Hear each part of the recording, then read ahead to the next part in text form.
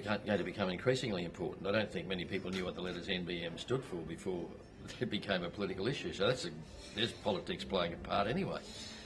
Look, if we don't want to get run over by the historical bus, that's the direction in which we've got to head. And what I hope doesn't happen is that we get bogged down in the political game playing that will go on about the NBN. I mean, I don't think anybody's in any doubt that that's what we need. How we get it and how we deliver it and the economics of it, that's another question. But I think in principle, it should be a non-partisan issue.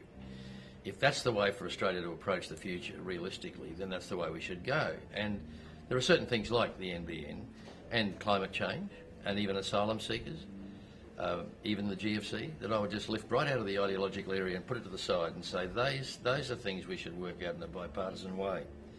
Because those are things that go way beyond petty political ambitions in this country. They are global issues. How the world communicates is a global issue. Climate change is a global issue. The global financial crisis isn't called the global financial crisis because it stops at the edge of Australia. It's a global issue.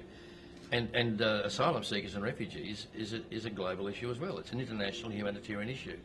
They shouldn't become the victims of party politics and become footballs that leaders of the opposition and prime ministers boot around all over the country. They're much bigger issues in Australian politics. And in a funny way, the book that I wrote is an attempt to put Australia into perspective, that we are a great country, but we're not the greatest country on earth. And the main reason for that is there's no such damn thing as the greatest country on earth, and we should stop kidding ourselves and get ourselves into perspective. We are less than 25 million people out of over 6 billion. I don't know many people in many capitals of the world who wake up in the morning saying, I wonder what's going on in Australia. Get real, Australia, is what I would say about our role in the world. And so this book is an attempt to sort of get a bit of common sense, stop contemplating a navel and realise that we're really a dot, a grain of sand on the beach of the globe. We're not that important, and if we get a realistic idea of what we're about, we could probably play a significant role.